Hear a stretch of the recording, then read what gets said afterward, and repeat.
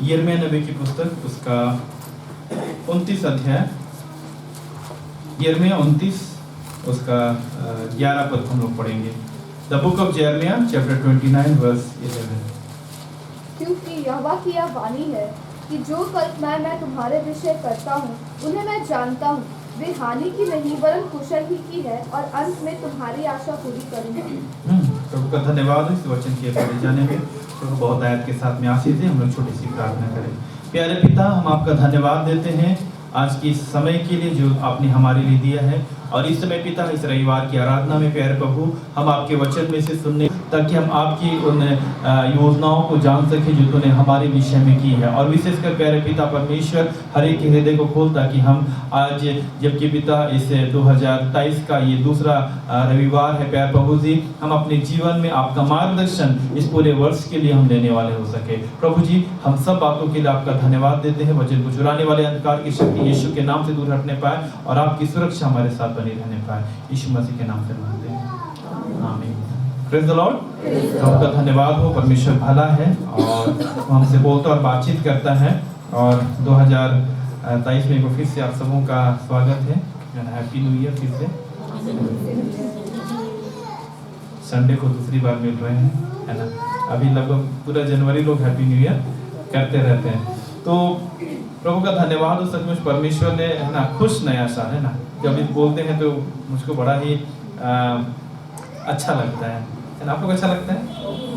मुझको तो बड़ा अच्छा लगता है ना।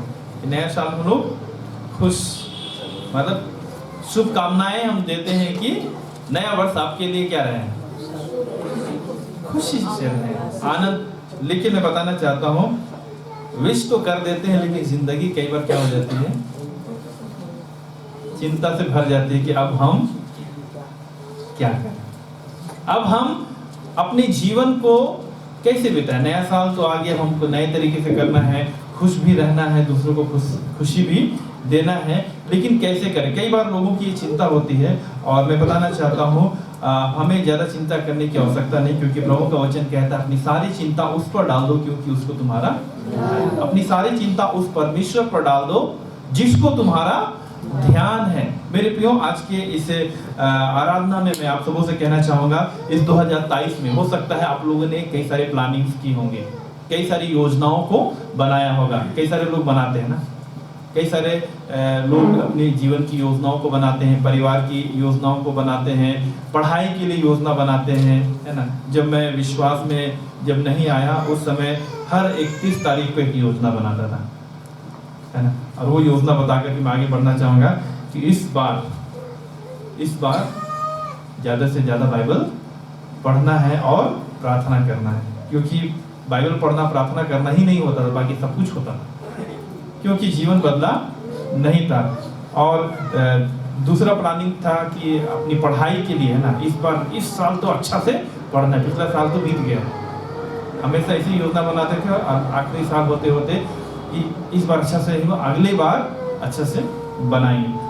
लेकिन मैं बताना चाहता हूँ, हमेशा मैं योजना बनाता था, और योजना एक सप्ताह से ज़्यादा टिकता नहीं था। योजना जो है एक सप्ताह तक तो एकदम लगता था रिचार्ज, हाँ, लेकिन उसके बाद फिर जब समय बीतने लगता था तो लगता था फिर वो भूल जाते थे। फिर अगला 31 तारीख को याद आता था कि हम लोग जनवरी में क्या बनाए थे, योजना बनाए थे।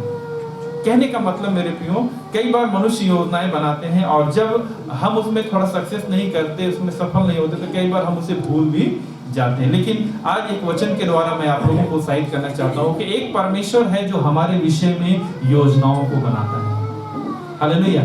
एक परमेश्वर है जो हमारे विषय में योजनाओं को बनाता है। हमें अपना दिमाग खर्च करने की आवश्यकता नहीं है, हमें चिंता करने की आवश्यकता नहीं है कि हमें करना क्या है। बस हमें उस बात पर ध्यान देने की जरूरत है कि जो हमारे विषय में कल्पना करता है वो हमारी हानि की नहीं है। एक परमेश्वर है जिसने पूरी दुनिया को बनाया, और बाइबल बताती है कि हम उस परमेश्वर के बनाए हुए हैं। हालेलुया।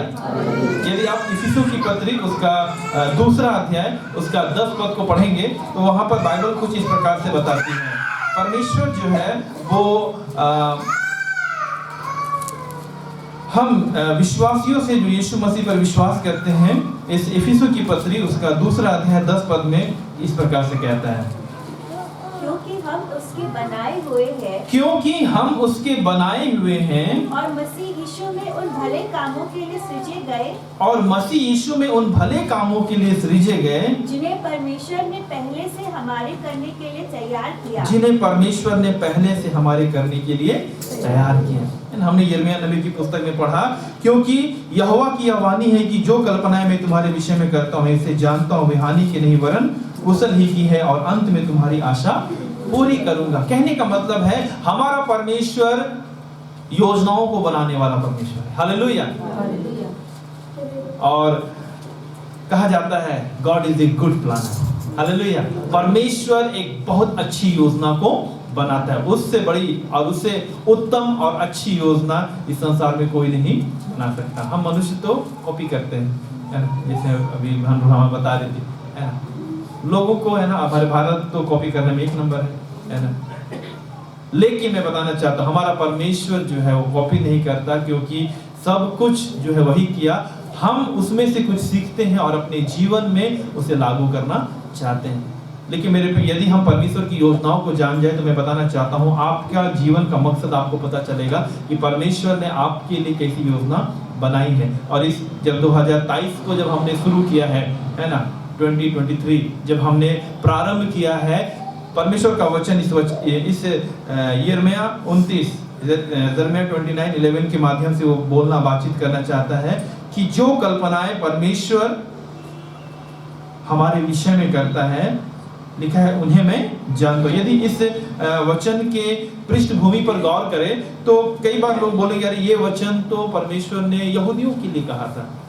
यदि आप यिर्मयाह नबी की पुस्तक उसका 29 अध्याय उसका 10 पद से पढ़ेंगे तो बहुत अच्छा यहाँ पर समझ में आएगा। जी हाँ, यहोवा यूं कहता है। हाँ, यिर्मयाह जो है वो पत्र लिखते हुए बंदी बनाए गए यहूदियों को वो कह रहा है कि यहोवा यूं कहता है, बेबीलोन के 70 वर्ष पूरे होने पर मैं तुम्हारी सुधि लूंगा, हाँ, और अपना यह मन भावना वचन कि मैं तुम्हें इस स्थान में लौटा ले आऊंगा पूरा करूंगा। हाँ, क्योंकि यहोवा की यह वाणी है कि जो कल्पनाएं मैं तुम्हारे विषय करता हूँ उन्हें मैं जानता हूँ, वे हानि की नहीं वरन कुशल ही की है, और अंत में तुम्हारी आशा पूरी करूंगा।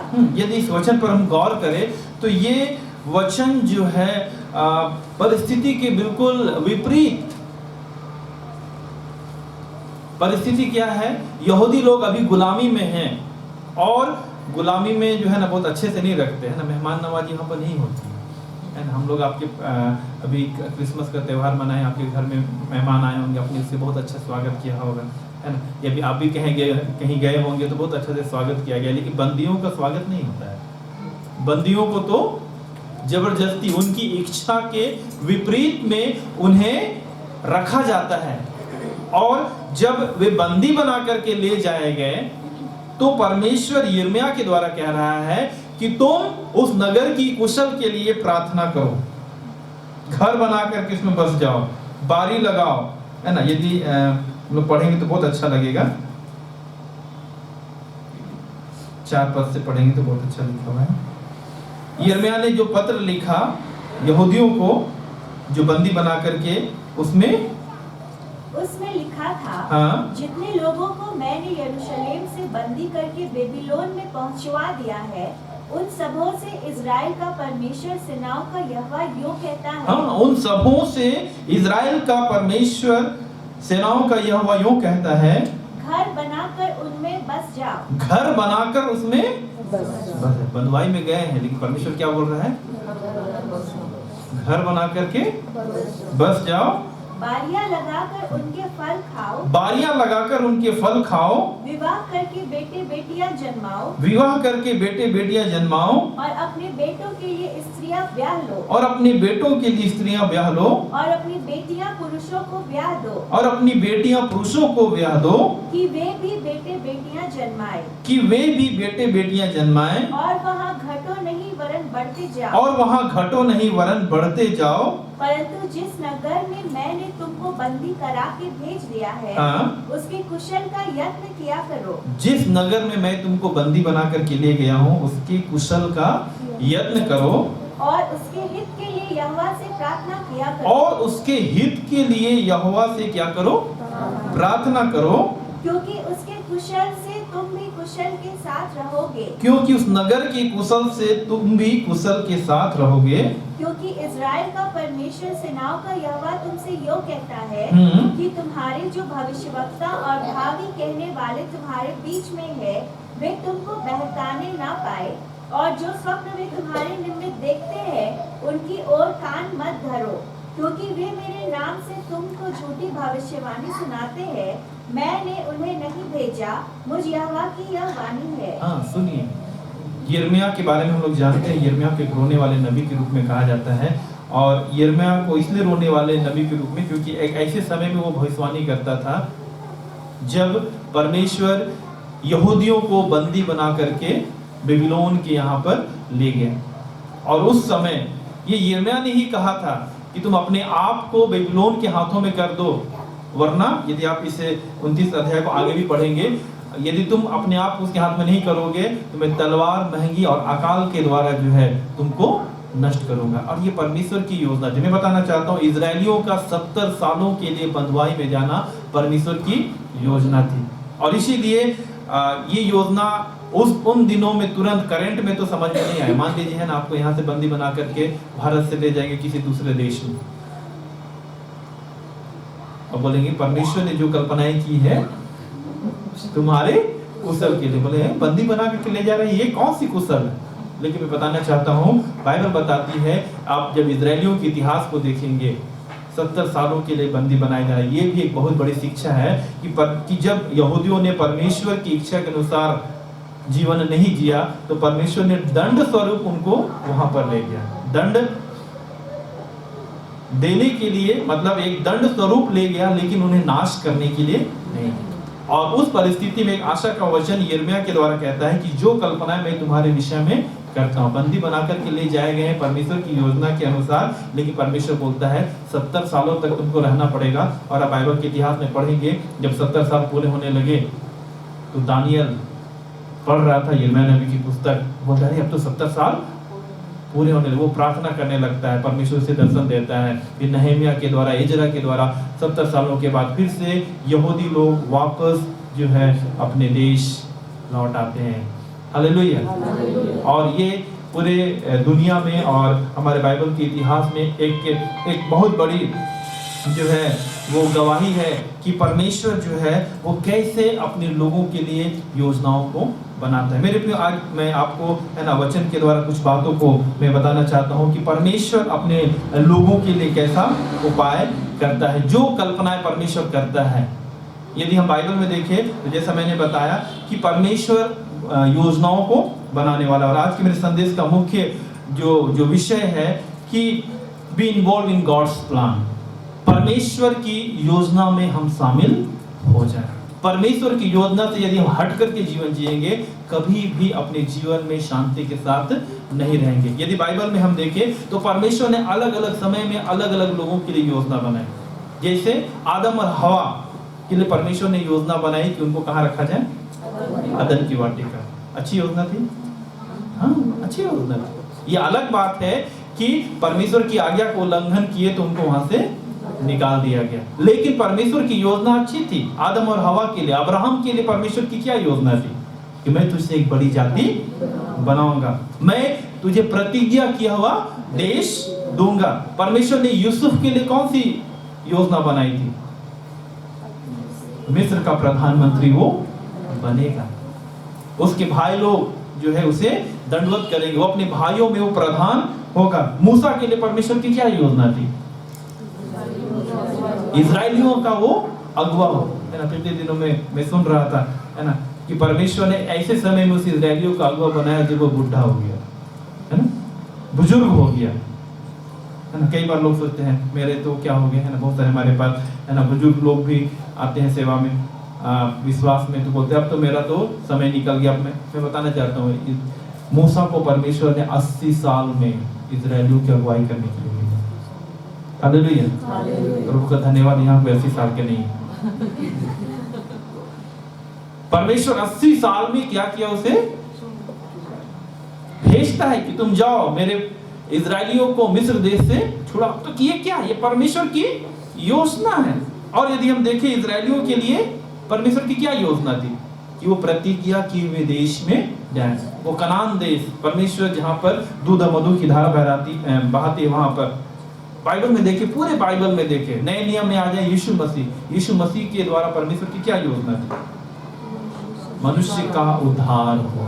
हालेलुया, फॉर सैल्वेशन, मनुष्य के उद्धार के लिए, मनुष्य के छुटकारे के लिए यीशु मसीह को आना पड़ा। उसके बाद यदि देखा जाए तो यीशु मसीह के जो चेले थे उनके लिए परमेश्वर की क्या योजना थी। यीशु मसीह की जो सेवकाई है उसको क्या करे, वो आगे बढ़ाए। यीशु मसीह की मिनिस्ट्री को वे लोग आगे बढ़ाए।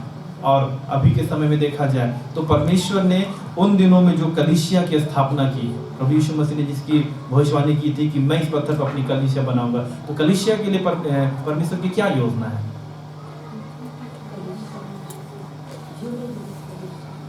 यही तो बात है, परमेश्वर की योजना है कि हम परमेश्वर की योजना में शामिल हो जाएं। कलीसिया या फिर विश्वासियों का झुंड, जो कलीसिया जो इस संसार में है, वो अपनी इच्छा से अपनी योजनाओं को फुलफिल ना करे, क्योंकि हमारे पास वैसी कोई योजना नहीं है। हमारे पास जो सबसे मास्टर प्लान परमेश्वर बना करके रखा है और हमें उसमें इन्वॉल्व होने की जरूरत है। पूरे बाइबल पर आप देखें तो हर एक के लिए, और जितने लोगों ने परमेश्वर की योजना के अनुसार जीवन जिया, उसमें इन्वॉल्व हुए, वे आशीषित हुए, उनकी गवाही आज इस संसार में पाई जा रही है। लेकिन जो अपने आप को परमेश्वर की योजना से अलग करते हैं, जो हटा लेते हैं, वो परमेश्वर के लिए कभी गवाह नहीं बनते। तो आज इस 2023 के इस दूसरे रविवार को मैं आप सबके सामने इस बात को कहना चाहता हूँ मेरे प्रियो, आइए परमेश्वर की योजना में शामिल हो जाए, परमेश्वर की योजना में शामिल हो जाए, क्योंकि यही हमारे जीवन के लिए बहुत महत्वपूर्ण है। यदि हम परमेश्वर की योजना में शामिल हो जाते हैं तो परमेश्वर हमारे विषय में कहता है, जैसा इजरायलियों के लिए उसने कहा कि जो कल्पना मैं तुम्हारे विषय में करता हूं, मैं उन्हें जानता हूं, वे हानि की नहीं वरन कुशल ही की है, और अंत में तुम्हारी आशा पूरी करूंगा। और एक वचन जो हमने पढ़ा था, फिर से एक बार उसी को हम लोग पढ़ेंगे, हम लोगों को समझ में और आएगा कि परमेश्वर हमारे जीवन से क्या चाहता है। इफिसियों की पत्री 2:10। क्यों मैं इस बात को कह रहा हूं, क्यों हमें परमेश्वर की योजना में शामिल होने की जरूरत है, क्योंकि हम उसके बनाए हुए हैं, क्योंकि हम परमेश्वर के बनाए हुए हैं। हालेलुया। हमें अपने अस्तित्व के बारे में, अपने एग्जिस्टेंस के बारे में समझना है कि हम जो है अपने से नहीं आ गए, या किसी मनुष्य ने मेरे लिए योजना बनाई, मेरे परिवार ने मेरे लिए योजना बनाई, जी नहीं, उससे पहले परमेश्वर ने हमारे लिए योजना बनाई और हम परमेश्वर की योजना के अनुसार इस संसार में बनाए गए। यहूदियों की प्रार्थना थी, हे परमेश्वर तूने हमें क्या नहीं बनाया, है ना, स्त्री नहीं बनाया, है ना, कुत्ता नहीं बनाया और अन्य जाति नहीं बनाई। यहूदी लोगों की ये प्रार्थनाएं थी। मेरे प्रियो, आज हम विश्वासियों में क्या प्रार्थनाएं होती हैं?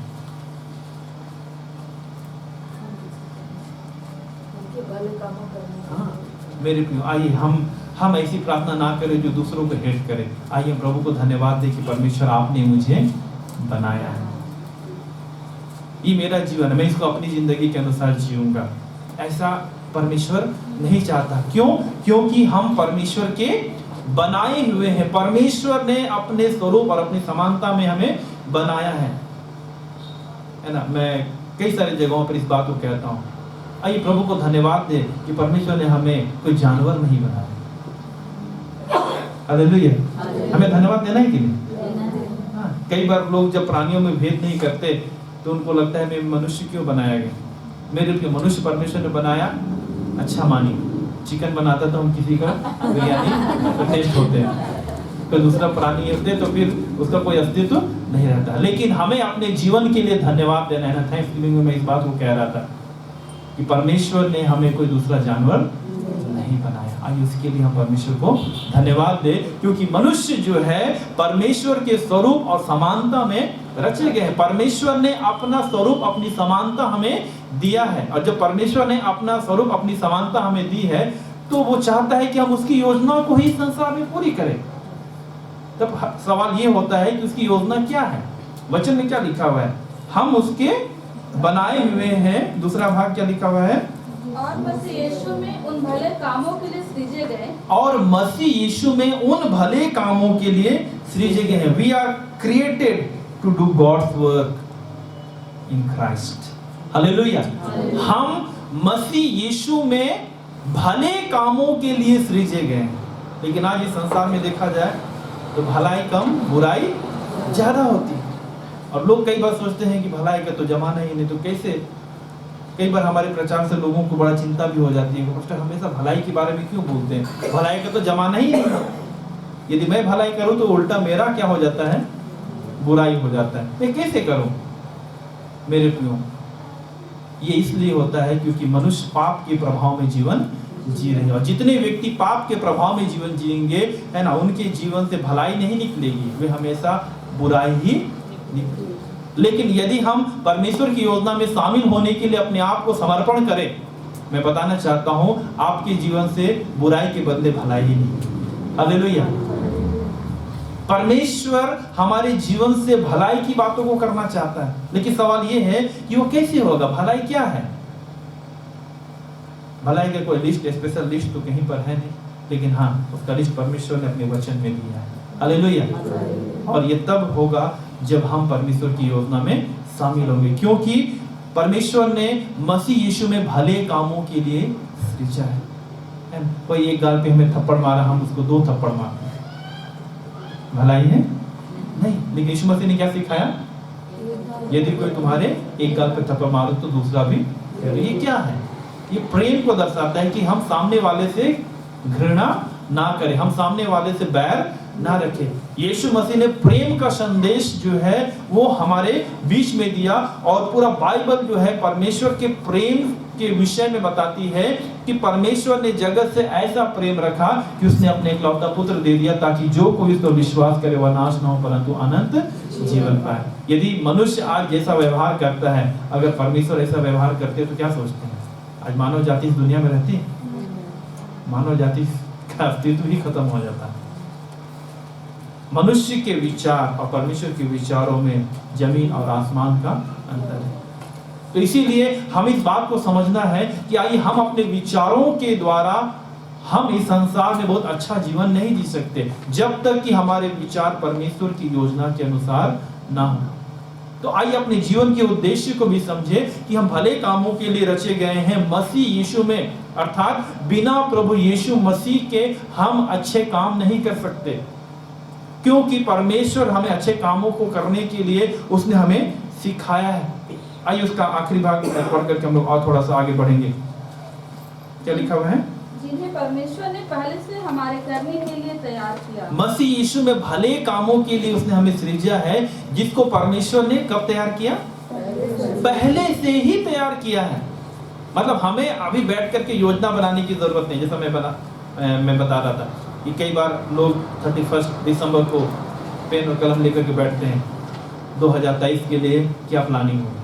हाँ, शॉर्ट टर्म हमें क्या करना है उसके लिए हमें, है ना, हम योजना बना सकते हैं, लेकिन मैं बताना चाहता हूँ हमारे लिए परमेश्वर ने पहले से योजना बना दी। यदि आप उस बातों को जानेंगे, मैं प्रभु का धन्यवाद देता हूँ, प्रभु की दासी के लिए हर वर्ष प्रॉमिस वर्ड्स, है ना, वो देती है, ताकि लोग अपने जीवन में विश्वास के साथ, है ना, उस वचन के आधार पर जो है आशीषों को लेने के लिए कि परमेश्वर इस साल मुझको ये प्रॉमिस वर्ड देता है। मैं बताना चाहता हूँ वो तो है, इसका मतलब कि एक ही वर्ष पूरे साल भर पढ़ेंगे, बाकी बाइबल हम नहीं पढ़ेंगे, ऐसा वाला नहीं है।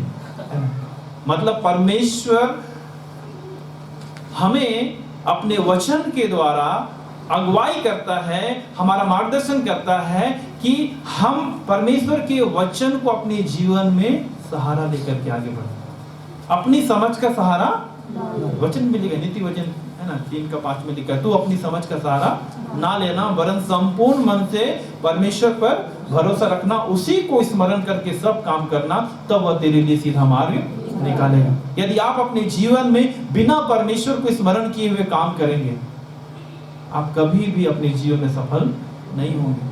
हाँ, थोड़ी सफलता होगी, लेकिन आगे चल करके समस्या ही समस्या होगी। लेकिन यदि जहाँ पर आपने परमेश्वर को याद किया है, हे प्रभु मेरी मदद कर, प्रार्थना के साथ, है ना, प्रार्थना के साथ यदि आपने किसी काम को किया, हो सकता है वो काम बन ही नहीं रहा, लेकिन आखिर में वो बन ही जाता है। हालेलुया। परमेश्वर को स्मरण करके काम करेंगे तो वचन में लिखा, वो तुम्हारे लिए सीधा मार्ग निकालेगा। परमेश्वर हमारे लिए सीधा मार्ग निकालना चाहता है। वो हमें टेढ़े मेढ़े रास्ते से नहीं ले जाना चाहता, वो सीधा मार्ग निकालना चाहता है ताकि हम अपने रास्ते को देख सकें और परमेश्वर के मार्ग में आगे बढ़ सकें। तो सवाल ये होता है कि जो परमेश्वर ने पहले से तैयार किया है हम उसको कैसे जानें? तो हमें पुराने समय में जाना पड़ेगा, है ना? पुराने नियम में तो नहीं जा सकते। लेकिन मेरे प्रियो, मैं बताना चाहता हूँ, समय के पीछे हम लोग जा नहीं सकते, लेकिन परमेश्वर ने जो अपनी योजनाओं को उसने हमारे जीवन के लिए जो रखा है, ये बाइबल में सुरक्षित रखा है। हालेलुया। ये बाइबल परमेश्वर की योजना से भरी पड़ी है। और कैसे पुराने समय में, है ना, जब इजरायली लोग थे, चाहे बाइबल में जितने भी कैरेक्टर के बारे में लिखा हुआ है, जो परमेश्वर की योजना के अनुसार चले, उन्होंने परमेश्वर की आशीषों को पाया है। जो आज्ञाकारिता में चले, परमेश्वर की ब्लेसिंग्स को अपने जीवन में देखा है। लेकिन जो परमेश्वर की आज्ञाकारिता में नहीं चले, इजरायलियों का इतिहास, द हिस्ट्री ऑफ इजराइल, ये हमारे लिए एक बहुत बड़ा उदाहरण है कि इजरायलियों ने परमेश्वर की आज्ञा का उल्लंघन किया, परमेश्वर ने उसका दंड दिया। जो आज्ञा का उल्लंघन करेंगे उनके दंड मिलेगा। केवल इजरायलियों के लिए नहीं, शुरू से ही, आदम और हवा के समय से ही, कि उन्होंने परमेश्वर की आज्ञा का उल्लंघन किया, परमेश्वर की योजना के विपरीत चलने के लिए जब उन्होंने कदम बढ़ाया तो परमेश्वर का दंड आ गया और पाप मानव जाति में आ गई। आप समझिए। तो क्या आज हम परमेश्वर की योजना से हट करके यदि हम अपनी योजना में यदि हम आगे बढ़ेंगे तो क्या हम अच्छा प्रोडक्ट, है ना, कुछ अच्छा प्रोड्यूस कर पाएंगे? आदम और हवा के जीवन से बहुत सारी बातें, है ना, मैं समझता हूँ जब भी प्रचार होता है आदम और हवा से बहुत लोग हमेशा, है ना, रिलेट कर लेते हैं, क्योंकि वो हमारे लिए एक उदाहरण है। परमेश्वर की योजना से अपने आप को हटाना, परमेश्वर के वचन से अपने आप को अलग करना, मानव जाति के इतिहास का जो सबसे डरावना या सबसे खराब समय अदन की वाटिका में, जब पाप मानव जाति में आ गया, जिसका परिणाम आज भी हम लोग भुगत रहे हैं। बीमारी है, श्राप है, मृत्यु है, परमेश्वर से अलगाव है, अशांति है। दुनिया की हर एक समस्या का जड़ कौन है? पाप। पाप की वजह से ही मानव जाति की हर एक समस्या की उत्पत्ति हुई। इसीलिए उत्पत्ति को उत्पत्ति बोलते हैं। मनुष्य की भी उत्पत्ति हुई और पाप की भी उत्पत्ति हुई, लेकिन उसी उत्पत्ति में परमेश्वर ने मनुष्य के अंत के बारे में नहीं बताया। परमेश्वर यदि किसी चीज की शुरुआत करता है उसे समाप्त करना नहीं चाहता। वो चाहता है कि वो जिसको परमेश्वर ने सुंदर बनाया, जिसको परमेश्वर ने अच्छा बनाया, वो परमेश्वर के साथ में रहे। और मेरे प्रियो, बाइबल बताती है मनुष्य की जो सबसे सुंदर सृष्टि जो है वो मानव जाति है। हालेलुया। परमेश्वर ने मनुष्य को अपने स्वरूप, अपनी समानता में बनाया, इसलिए वो आपसे और हमसे बहुत प्यार करता है और वो नहीं चाहता कि हम परमेश्वर से अलग हो जाए। और इसीलिए उसने अपनी योजना में हमें शामिल होने के लिए कहा। ये बाइबल हमसे कितनी दूर थी, लेकिन आज हमारे पास में। परमेश्वर की योजना से हम कितने दूर थे, लेकिन आज प्रभु के नजदीक में। ये प्रभु का अनुग्रह है। तो आइए हम उसकी योजना में शामिल होने के लिए अपने आप को तैयार करें। तब सवाल होता है कि हम कैसे जानें? आइए इस बात को बोल करके मैं आगे बढ़ना चाहता हूं कि जैसा प्रभु यीशु मसीह के द्वारा परमेश्वर की योजना इस संसार में प्रकट हुई, मैं बताना चाहता हूं। वचन में लिखा हुआ है इब्रानियों की पत्री में, यदि हम लोग देखें 1 से इब्रानियों की पत्री, the book of Hebrews chapter 1, उसका पहला और दूसरा पद पढ़ना। पूर्व युग में परमेश्वर ने बाप दादों से थोड़ा थोड़ा करके और भांति भांति से भविष्यवक्ताओं के द्वारा बातें कर इन अंतिम दिनों में हमसे पुत्र के द्वारा बातें की, जिससे उसने सारी वस्तुओं का वारिस ठहराया और उसी के द्वारा उसने सारी सृष्टि की रचना की। सुनिए, यहाँ पर इस वचन को पढ़ने से मुझको ऐसा समझ में आता है कि यदि आप पूर्व युग, है ना, पुराने नियम की बातों को, जब यीशु मसीह से पहले, है ना, पुराने नियम की बातों को यदि आप पढ़ेंगे, जब तक पूरा नहीं पढ़ेंगे आपको कुछ भी समझ में नहीं आएगा। समझ में आएगा? आप जब तक पुराना नियम को पूरी रीति से नहीं पढ़ पाएंगे, है ना, मान लीजिए कम से कम एक पुस्तक पूरा नहीं पढ़ेंगे, आपको कुछ भी नहीं समझ में आने वाला। क्यों? क्योंकि परमेश्वर लिखा है, क्योंकि परमेश्वर पूरे युग में परमेश्वर ने बाप दादों से थोड़ा थोड़ा क्या किया? बात किया, भविष्यवक्ताओं से अलग अलग तरीके से बातें की। इसका मतलब जब तक सब नहीं पढ़ेंगे तो पूरा नहीं होगा। थोड़ा थोड़ा समझते हैं ना? जैसे भोजन में क्या रहता है? भोजन में चावल रहता है, दाल रहता है और सब्जी। मम्मी ने घर में सब कुछ बना दिया, हम भोजन खाने जा रहे हैं, केवल चावल निकाले और गपागप मारे, बोले मैंने भोजन कर लिया। मजा भी नहीं आएगा। क्यों नहीं आएगा? बिना स्वाद का केवल चावल खाएंगे। लेकिन थोड़ा थोड़ा समझ रहे हैं ना? जब तक कि सब कुछ थोड़ा थोड़ा हम मिक्स नहीं करते, हम अपने भोजन का लुत्फ नहीं उठा सकते। ठीक वैसे ही जब परमेश्वर ने थोड़ा थोड़ा करके हमारे बाप दादों से बात किया, तो क्या आप सोचते हैं कि एक वचन को लेकर के हम उसका एक डॉक्ट्रिन बना ले और सोचेंगे कि हाँ परमेश्वर की योजना, तो हम जान जाएंगे? नहीं, हमें उन सब बातों को जानने की जरूरत है। लेकिन वचन में लिखा है अंत के दिनों में उसने अपने पुत्र के द्वारा बातें की। मतलब पुत्र के द्वारा उसने सब कुछ बातें की। बाप दादों से तो थोड़ा थोड़ा बताया, लेकिन पुत्र के द्वारा सब कुछ। तो यदि परमेश्वर की योजना को जानना है मेरे प्रियो, क्योंकि यीशु मसीह ने भी कहा मैं अपनी ओर से कुछ नहीं कहता, जो पिता से सुनता हूँ वही कहता हूँ। और परमेश्वर की योजना मैं बताना चाहता हूँ इस संसार में यीशु मसीह के द्वारा पूरी होती है। हालेलुया। यदि आप परमेश्वर की योजना को जानना है, आपको यीशु मसीह को जानना जरूरी है कि वो क्या कह रहे हैं। और यीशु मसीह की शिक्षा पर यदि आप अनुकरण करेंगे, तो यीशु मसीह ने भी पुराने नियम का रेफरेंस दिया है, ऐसा नहीं कि उसे नकार दिया है। लेकिन यीशु मसीह में परमेश्वर की परिपूर्णता सदैव वास करती है। हालेलुया। और यदि परमेश्वर की योजना को जानना है, तो आज प्रभु ने कलीसिया को यह बताया है कि यीशु मसीह की शिक्षा, उसके जीवन, उस पर हम ध्यान केंद्रित करें, आप परमेश्वर की योजना को जान पाएंगे। परमेश्वर की योजना क्या है?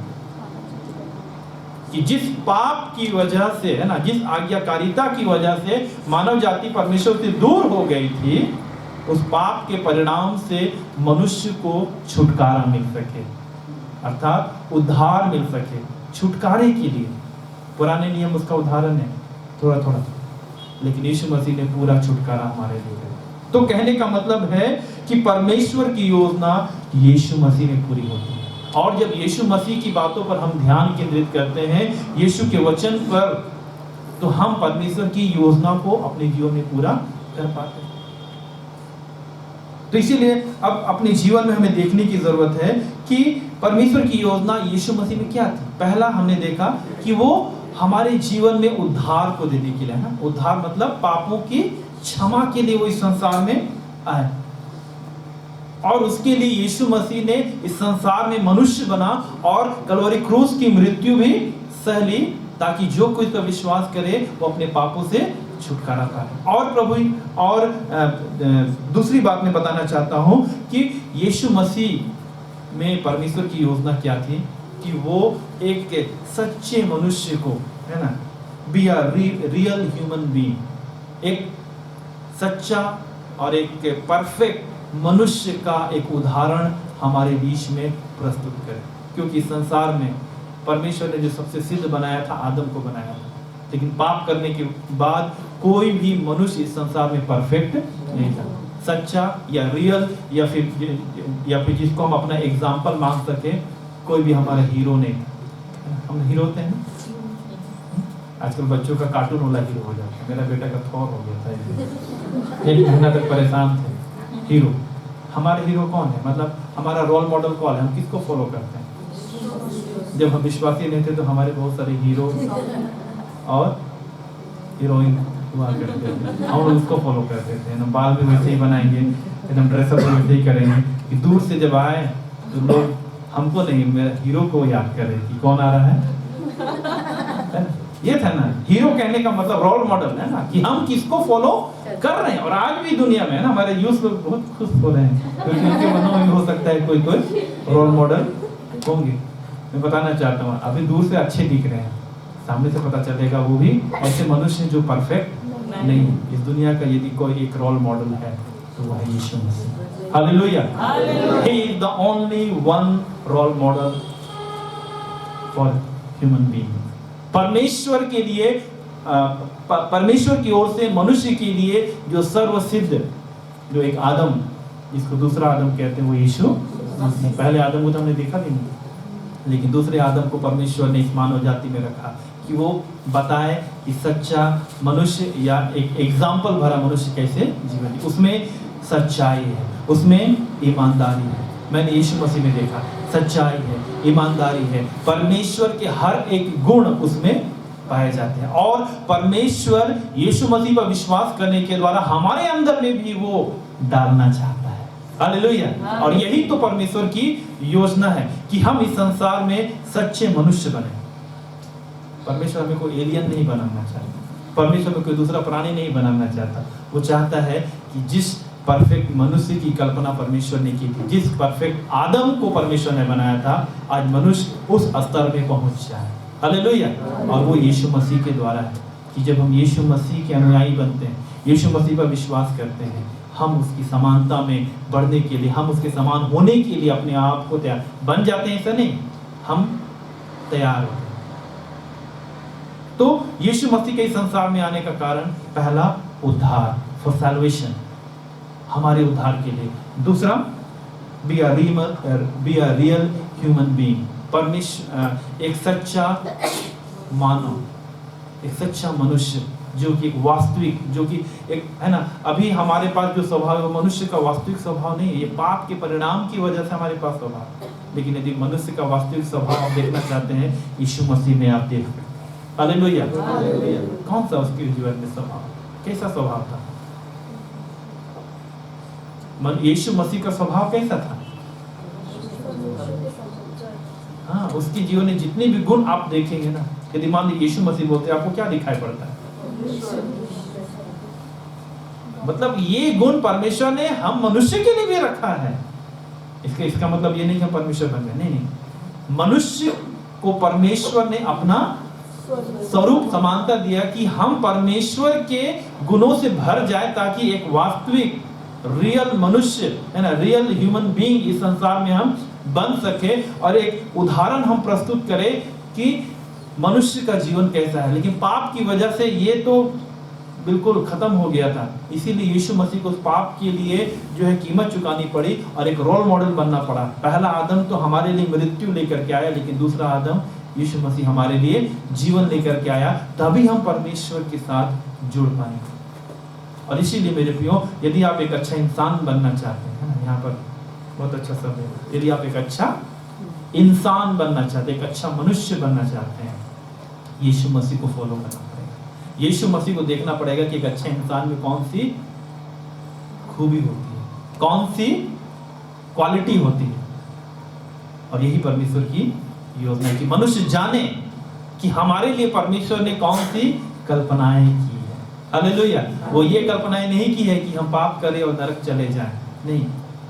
परमेश्वर की योजना ये है कि हम उससे छुटकारा पाकर के परमेश्वर के मार्ग में आगे बढ़ने पाए। तीसरी बात बोल करके मैं यहाँ समाप्त करूंगा कि यीशु मसीह में परमेश्वर की क्या योजना। पहला, उद्धार। दूसरा, एक वास्तविक मनुष्य का उदाहरण हमारे बीच प्रस्तुत करे। और तीसरा है उस महान आदेश को, परमेश्वर के महान आदेश को, ग्रेट कमीशन को पूरा करें। और वो ग्रेट कमीशन क्या है?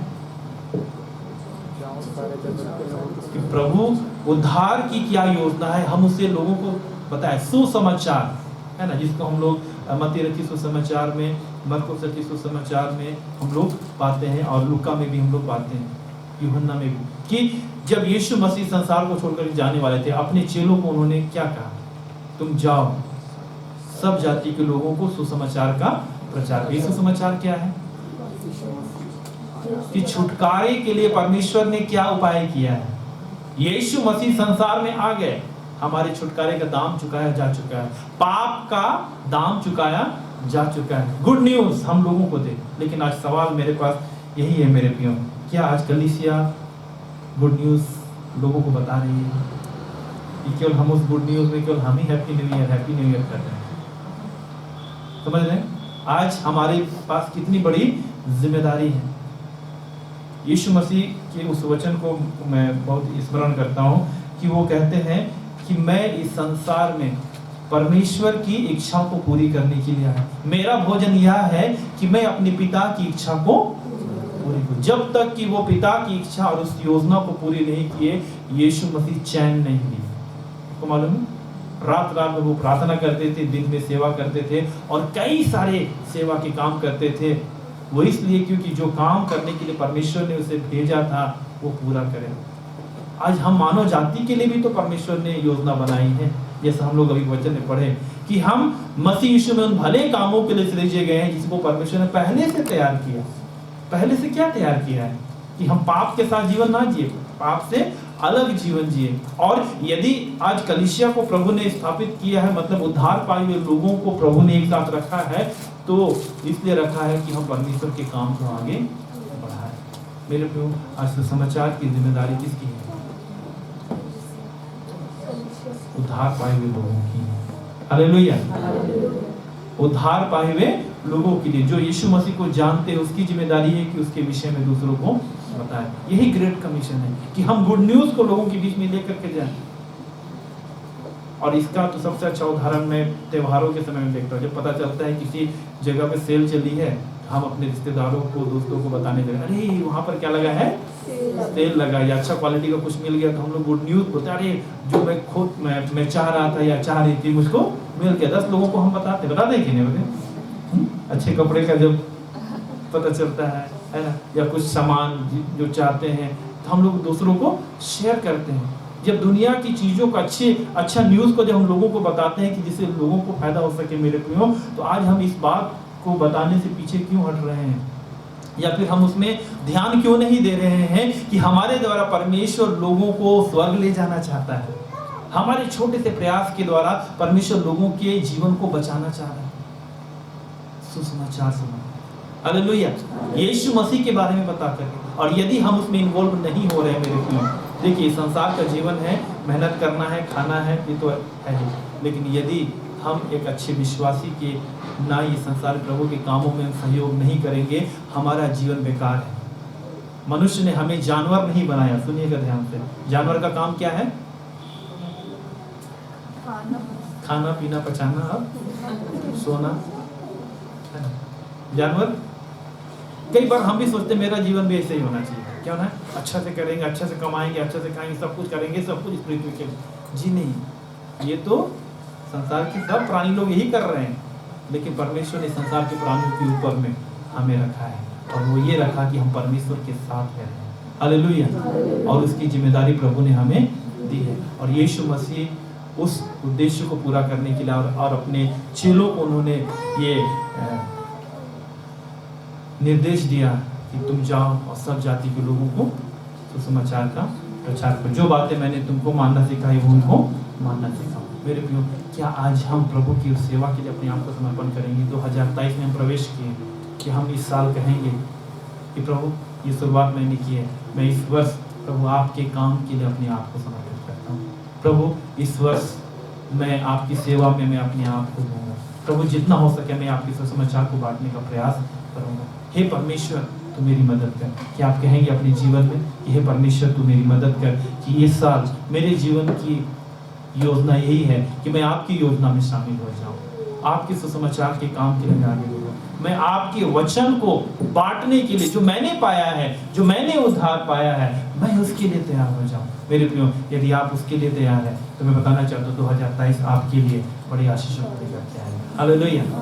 क्योंकि सबसे अच्छी बात है परमेश्वर की योजना में शामिल हो जाना है। जैसे मान लीजिए है ना कि हम अपने जीवन में परमेश्वर के कामों को हम करना चाहते हैं, लेकिन यदि हम परमेश्वर की योजना में शामिल नहीं, हम कर नहीं पाएंगे, अपनी इच्छा से अपनी मर्जी से नहीं कर पाएंगे, हमें उसकी गाइडलाइन में हमें आना पड़ेगा। जैसे मान लीजिए कई बार हम लोग है ना बड़े बड़े शॉपिंग मॉल्स हम लोग जाते हैं, वहाँ का इंस्ट्रक्शन फॉलो नहीं करेंगे तो कभी सही दुकान तक हम लोग पहुँच नहीं पाएंगे। पहुँच पाएंगे क्या?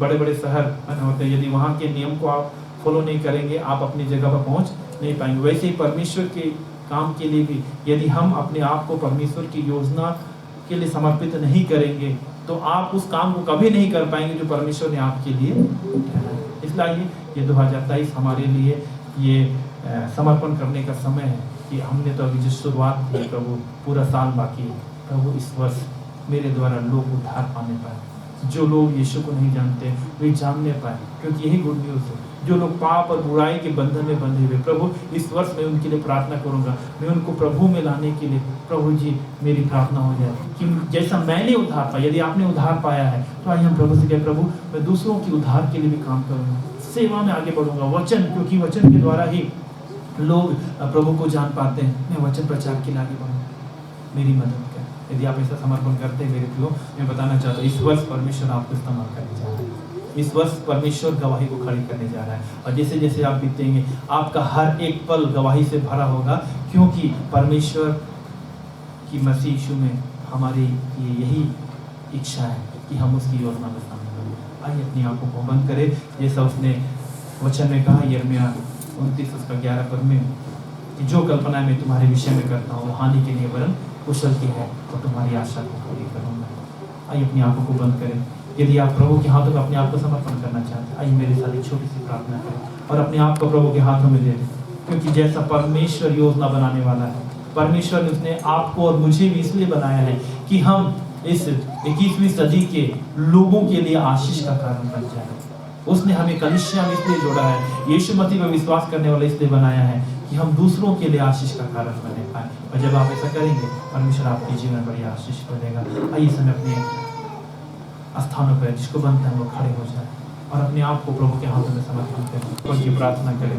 और यदि आप चाहते हैं कि आप परमेश्वर की योजना में शामिल हो जाए, तो इस प्रार्थना के साथ हम अपने आप को प्रभु के हाथों में सौंपें।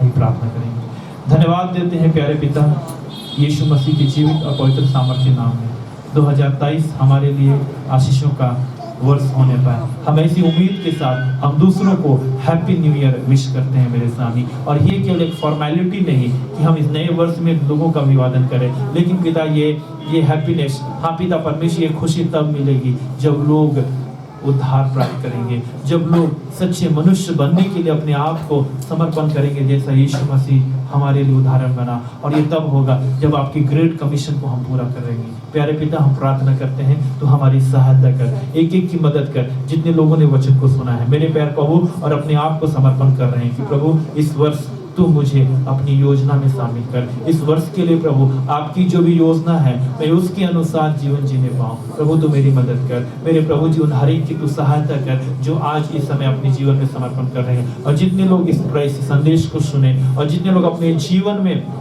ये निर्णय ले रहे हैं मेरे प्यारे प्रभु कि पिता उनका जीवन आपकी योजना के अनुसार होने पाए। प्रभु सबों को तू आशीष दे प्यारे खुदा, चाहे वो किसी भी जगह की क्यों ना हो, चाहे कोई भी भाषा जाति संप्रदाय के लोग क्यों ना हो, जो प्रभु यीशु मसीह पर विश्वास करेंगे, जो यीशु मसीह को अपने जीवन में स्वीकार करेंगे, प्रभु वो आपकी योजना में शामिल होंगे। इसलिए प्रभु मैं प्रार्थना करता हूँ तू हर एक की सहायता कर। और प्यारे प्रभु यदि कोई अपने जीवन के पिता समस्याओं से जूझ रहा है, यदि अपने जीवन में हाँ पिता कोई रास्ता दिखाई नहीं पड़ रहा, अपने जीवन के सही रास्ते पर आगे बढ़ नहीं पा रहा, मेरे प्रभु जी तू उनकी अगुवाई कर, उन्हें यीशु मसीह के द्वारा तू मार्गदर्शन कर प्रभु, कि जब वे यीशु मसीह के अनुयायी बनने के लिए अपने आप को समर्पण करें कि मैं यीशु को मैं देखना चाहता हूँ, मैं यीशु के गुणों को देखना चाहता हूँ, प्रभु यीशु मसीह के द्वारा परमेश्वर की योजना को जानना चाहता हूँ। प्रभु तू उनकी योजना को भी प्रकट कर कि आपने मसीह यीशु में हमारे लिए भले काम करने के लिए हमें चुना है, क्योंकि प्रभु आपने पहले से उसे हमारे लिए तैयार किया। प्रभु तो अपने लोगों को हाँ पिता इस काम को करने के लिए, सुसमाचार के सेवा में आगे बढ़ने के लिए तू मदद कर मेरे प्रभु जी। हे पिता लोगों को पाप और बुराई से छुटकारे के लिए प्यारे प्रभु जी काम करने के लिए पिता तू सहायता कर। उद्धार पाए हुए लोगों को दूसरों के उद्धार के लिए पिता परमेश्वर काम करने के लिए, हे मेरे प्यारे प्रभु जी हाँ पिता अपने देश की जागृति के लिए और पिता पाप और बुराई से अलग जीवन जीने के लिए तू पिता परमेश्वर उस योजना में अपने लोगों को शामिल कर। प्रभु जितने लोग समर्पण कर रहे हैं मेरे प्रभु जी, मैं सबको तेरे हाथों में समर्पित करता हूँ। धन्यवाद देता हूँ प्रभु, क्योंकि आप हमारी प्रार्थनाओं को सुनते हैं। तो पिता परमेश्वर अपने वचन की आशीष हर एक की जीवन में दे, ताकि हर एक लोग आपकी सामर्थ को प्राप्त करने पाए। सारा आदर, सारी महिमा, सारी प्रशंसा का भेंट चढ़ाते हैं प्रभु जी। धन्यवाद देते हैं और समर्पण करते हैं प्रभु जी कि जितने लोग अपने आप को समर्पण कर रहे हैं मेरे प्रभु, आज अपने जीवन में एक नई उत्साह को, एक नए जोश को, एक नई उमंग को प्राप्त करेंगे प्यारे प्रभु, कि मसीह यीशु में हाँ पिता हमारा परिश्रम व्यर्थ नहीं प्यारे प्रभु, वरन हाँ पिता तो अपने लोगों को बहुतायत के साथ इस्तेमाल करने जा रहा है प्रभु, तो अपने लोगों को इस्तेमाल कर। धन्यवाद देते हैं इस प्रार्थना को मांग उद्धार करता यीशु मसीह के नाम में, आमीन आमीन।